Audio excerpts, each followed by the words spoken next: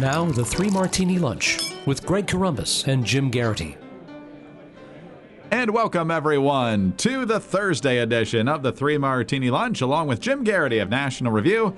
I'm Greg Corombos of Radio America. We have good, bad, and crazy martinis for conservatives today.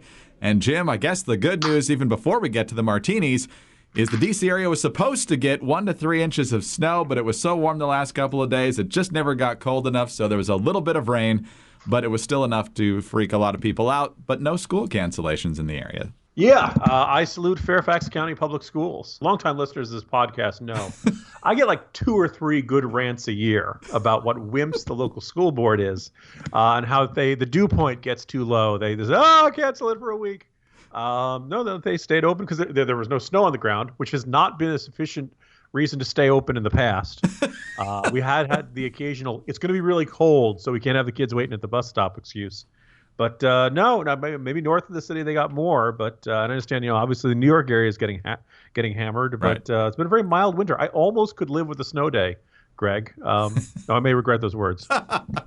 Be careful what you wish for. And yes, as you mentioned, it is supposed to be quite a bit worse further north, Philly, New York, Boston, and all the folks in the Northeast. So please stay safe up there. We should also tell you today that we're sponsored by ZipRecruiter. Right now, Three Martini Lunch listeners can post their jobs on ZipRecruiter for free by going to ZipRecruiter.com/free trial. More from ZipRecruiter in just a moment. So, Jim, we start with the good martini, which is almost a triple-barreled good martini. First of all, Judge Neil Gorsuch told at least a couple of different senators yesterday that he found Trump's public comments disparaging the judiciary disheartening and demoralizing. First, we heard it from Dick Blumenthal, so you never really know if he's actually telling the truth because, well, he's got a history. And secondly, Ben Sasse then said he pretty much said the same thing. Then Kelly Ayotte, the former senator who is guiding Gorsuch around Capitol Hill, put out a statement saying he wasn't talking about anything specific, but in general, any attacks on the judiciary are not good. So that should probably help him in his confirmation battle. Then the other good news on the judicial front is that Jeff Sessions is now the Attorney General of the United States. Yesterday, he was confirmed in the Senate by a vote of 52 to 47. Joe Manchin was the only Democrat to cross over. Everything else was along party lines. And so that long battle is finally over, punctuated, of course, by the Mitch McConnell, Elizabeth Warren battle, and McConnell invoking the rule by which Warren cannot disparage another senator while speaking on the floor. However, there was another senator's treatment that I think deserves a lot of attention here, Jim. This is Tim Scott of South Carolina, the only black Republican in the United States Senate. He decided to share some of the tweets he's received leading up to the Sessions vote and then had a little bit of analysis. Here's what he said. Here, first of all, the tweets. Anthony Burnham at Burnham R says, "You are an Uncle Tom Scott. You're for Sessions. How does a black man turn on his own?" Anthony B. from at Political Art says, "Senator Tim Scott is not an Uncle Tom. He doesn't have a shred of honor. He's a house Negro, like the one in Django." He also writes, I guess Anthony Burnham has been fairly active recently on my Twitter feed, "I'm a complete horror. A black man who's a racist against black people, a big Uncle Tom piece of fertilizer. Think for yourselves. You're a disgrace to your race." I left out all the ones that used the N-word. Just felt like that would not be appropriate. You see, what I'm surprised by, just a smidgen, is that the liberal left that speaks and desires for all of us to be tolerant do not want to be tolerant of anyone that disagrees with where they are coming from. So the definition of tolerance isn't that all Americans experience a high level of tolerance. It's that all Americans who agree with them experiences this so-called tolerance.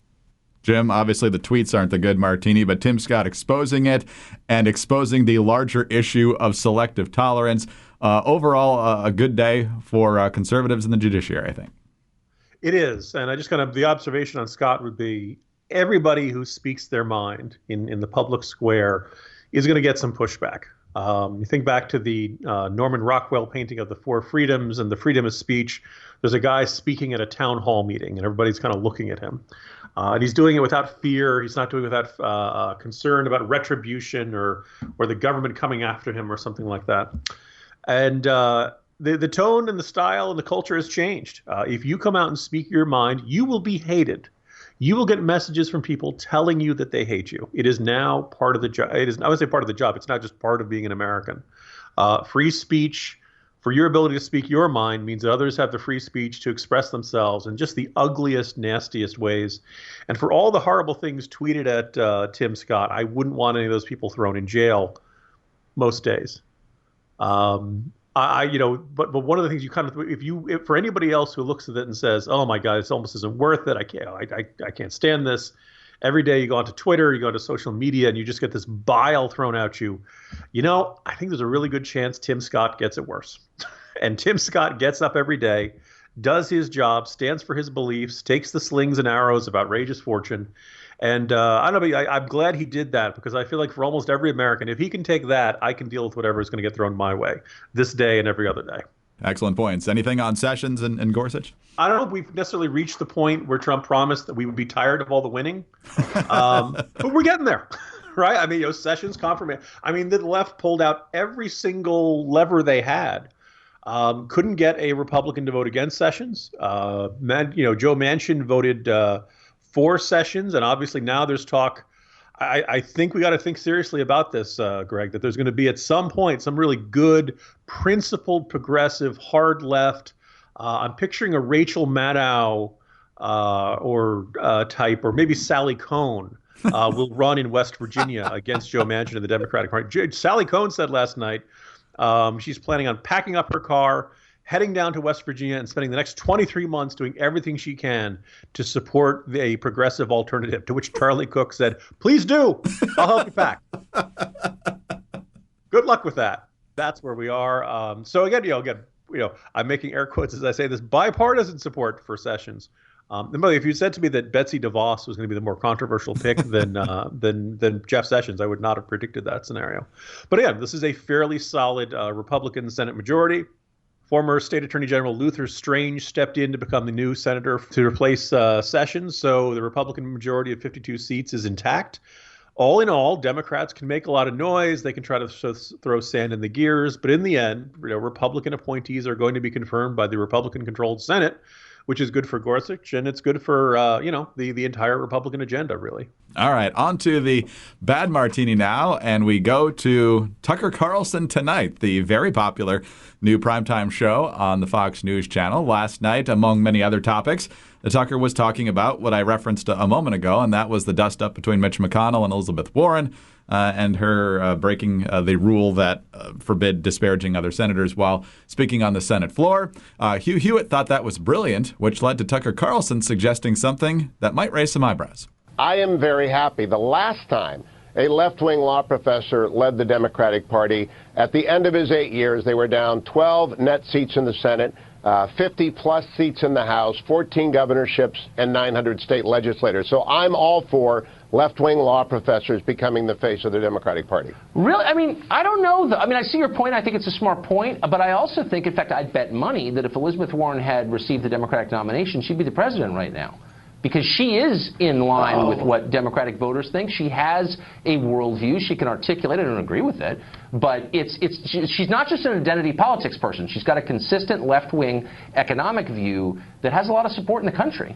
Jim, I don't think Tucker's the only one who believes that. A lot of people think that Elizabeth Warren is essentially the female version of Barry Sanders, only she combs her hair.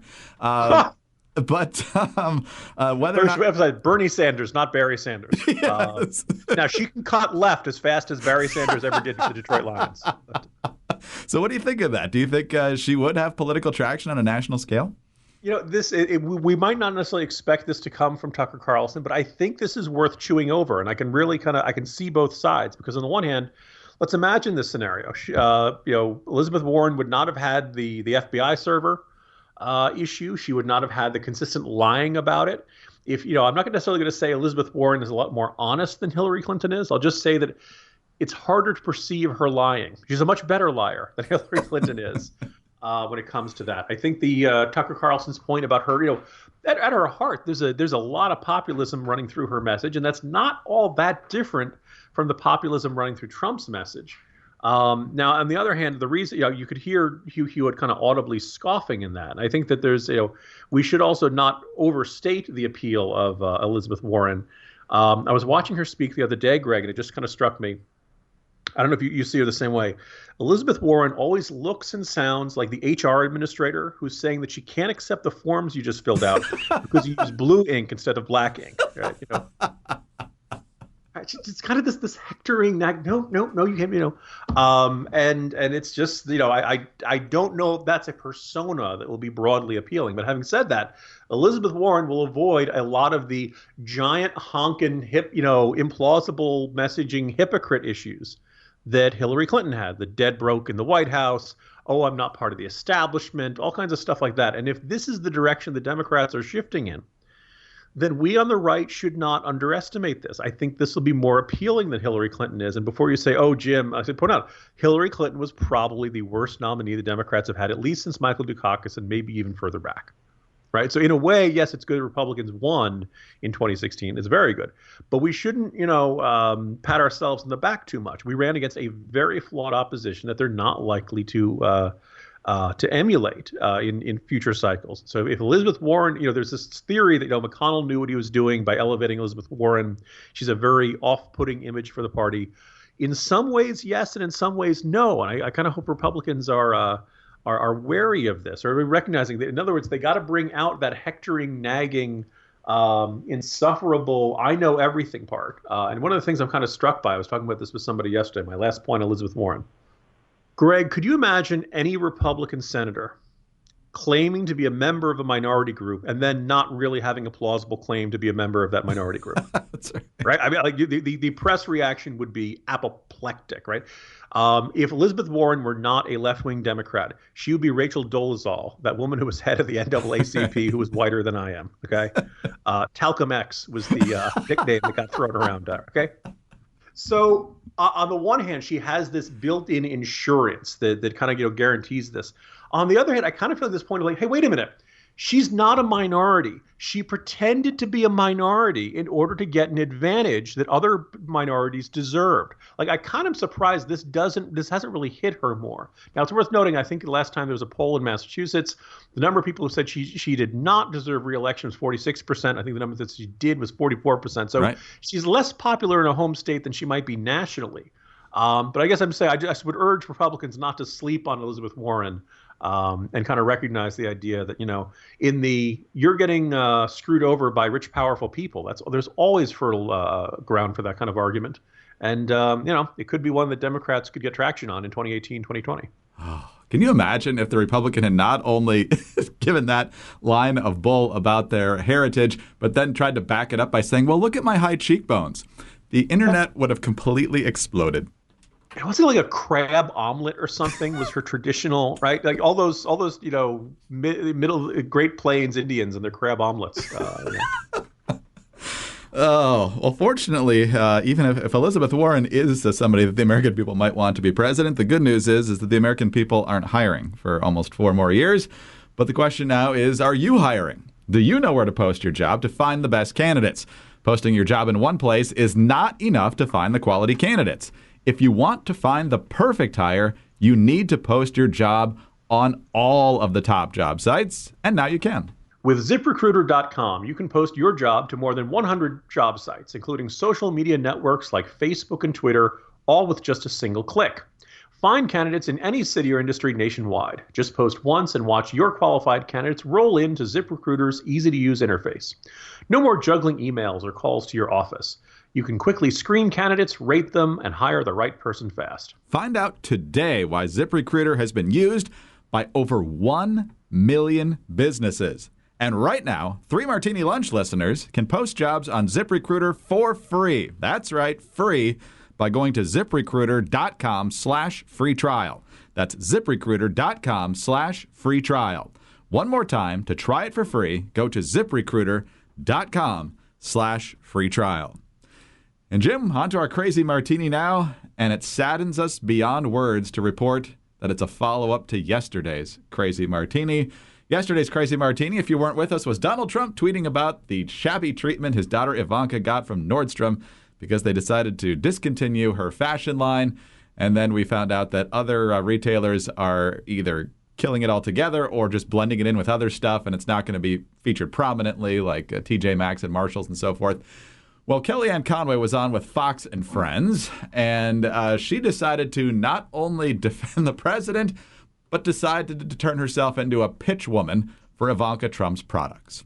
They're using the most prominent woman in Donald Trump's, most prominent chief order, and they're using her, who's been a champion for women empowerment, women in the workplace, to get to him. So I think people can see through that. 30 go seconds. buy Ivanka's stuff is what I would tell you. I hate shopping. I'm gonna go get some on myself today. So that was one direct ad. She wasn't done though. She couldn't leave the interview without saying it again. This is it's a wonderful line. I own some of it. I'm going to give a free commercial here. Go buy it today, everybody. You can find it online. And of course, she did that interview from the press room with the White House logo right behind her. Jim, this is bordering on illegal, I'm pretty sure at this point, by using the office of the presidency and the staff to blatantly promote private products. Kellyanne Conway does not work for Ivanka Trump. And oh, by the way, Ivanka Trump no longer even works for Ivanka Trump when it comes to this stuff. So what is going on here? Yeah, so back in the transition period, Trump had talked about somebody on LL Bean who had supported him. There was talk about organizing a protest of LL Bean, and he said, "Buy LL Bean" on his Twitter feed. And I had pointed out that when it comes to endorsing products from an elected official, particularly a president, like when the president goes and gives a speech at the Solyndra factory, is that an endorsement? Is he saying when he says this company is the future? Companies like this are the future of America. Is that an official endorsement by their products? Well, it certainly does kind of walk up to that line. I think what Conway's doing here steps right over that line, and you don't have to be a crazy left winger to make this argument. I think it was kind of interesting to see a comment from Peter Schweitzer, who hopefully our listeners remember as the author of Clinton Cash. He is the kind of crazy left winger who worked closely with Stephen Bannon. Meaning not a left winger at all. He says, look, to encourage, they've crossed a very, very important bright line, and it's not good. This is his comments to the Washington Post. To encourage Americans to buy goods from companies owned by the first family is totally out of bounds and needs to stop. Clearly, the Trumps feel some of this is related to politics, but whether that's true or not, these marketing battles need to be fought by Ivanka and her company. They cannot and should not be fought by government employees in the White House. It's time to move beyond the mindset and the role of the businessman and assume the mantle of commander-in-chief. I think Schweitzer is completely right here, meaning that, it may be very unfair that people are protesting Ivanka's line of clothing. The people are deciding they don't want to stay in the Trump hotel, that people are saying, don't want to live in a Trump property. When you choose to run for president, you're going to have consequences like that. That's just part of the price of the game. That's part of, if you don't want to attract controversy, you can't be involved in the political realm. And I can, feel a certain amount of sympathy to Ivanka Trump. I think her brand is, the image of her brand is changing very rapidly. We've gotten occasional, suggestions that she is maybe one or two or maybe a lot of steps to the left of her father. No doubt she loves her father loves him. The emotional parenting side, it's very easy to see why President Trump would, take to Twitter and denounce anybody who was appeared to be punishing his daughter. We emotionally get that, but that's not what the job requires. And Harry Truman got in a little bit of trouble for this way back when. You're the president. You got to focus on this kind of stuff. And for Kellyanne Conway, like you can't. This is something where you really kind of have to punt on that stuff, and you cannot go out and say, "Oh no, everybody should go out and buy her products." This is because that comes really close to the White House doing endorsements, and that's not what the job is. So hopefully they learn from this, but I'm not terribly optimistic. My fear, Greg, is that we're now in we're going to be on day 3 of Nordstrom Gate, and it's going to continue for weeks and weeks because neither Trump nor many of the people around him have the impulse control to recognize I can't do this. I'm in a different role now. Ugh. Can't we please focus on... Happy Thursday, everybody. Jim Garrity of National Review. I'm Greg Corombos of Radio America. Thanks for being with us today. And be sure to tune in again on Friday for the next 3 Martini Lunch.